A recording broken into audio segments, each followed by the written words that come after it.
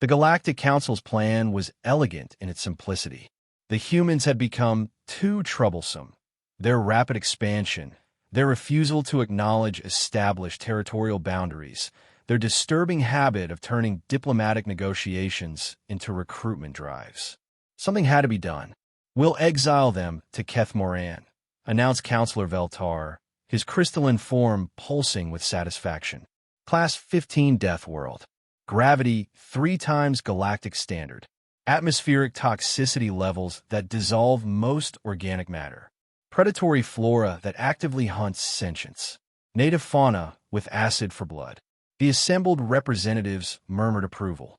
Keth Moran had been quarantined for over 2 millennia. Nothing survived there for more than a few hours. The humans would either die quickly or beg for extraction within days.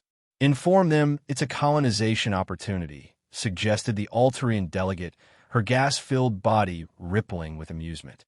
They seemed to enjoy such challenges. 6 months later, the first status report arrived. Initial colony established. Came the transmission from a human settlement. Population 50,000. Mortality rate 2.3%, primarily from construction accidents. Request additional supplies for expansion.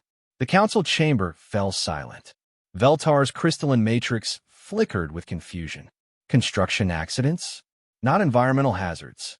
The second report arrived 3 months later, accompanied by visual feeds that made several delegates physically ill. Humans had built their colony directly into the planet's most hostile regions. They had constructed homes inside the hunting grounds of apex predators, using the creatures' own territorial instincts as a security system. Their children played games that involved outrunning acid-spitting plants. Their elderly had formed hobby groups dedicated to "Sir," reported the council's xenobiologist, her voice barely audible. "They've domesticated the Keth Moran razor beast. They're using them as livestock." Veltar accessed the visual feed and immediately regretted it. Humans were indeed herding creatures that had terrorized 3 previous expeditions, apparently for food production. Worse, the beasts seemed happy about it. The third report shattered any remaining illusions. Colony fully established. Population 200,000. We've eliminated the major ecological threats and established sustainable agriculture. Also, we've discovered Keth Moran has excellent mineral deposits. Requesting permission to establish mining operations and orbital shipyards. Eliminated the threats? Veltar whispered.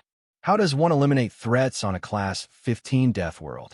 The answer came in the form of detailed environmental reports. Humans hadn't adapted to Keth Moran's hostile ecosystem. They had systematically redesigned it. Poisonous plants had been selectively bred into food crops. Predatory animals had been domesticated or driven to extinction. Toxic atmospheric compounds had been converted into industrial chemicals. Within 2 years, Keth Moran was no longer a death world. It was a garden world with really aggressive agricultural practices. The final insult came with the humans' formal request to the council. We'd like to establish Keth Moran as a training facility for colonists bound for other challenging worlds. We've developed some excellent techniques for hostile environment management. Counselor Veltar stared at the communication for a long moment before accessing the restricted files on human homeworld classifications. Earth was listed as Class 12, a death world itself, barely suitable for life.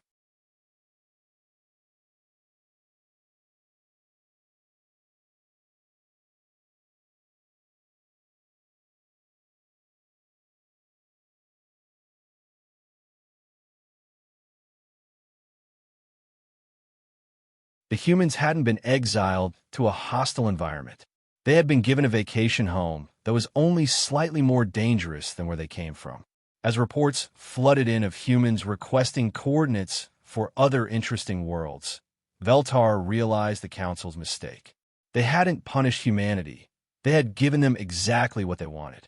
More places to call home.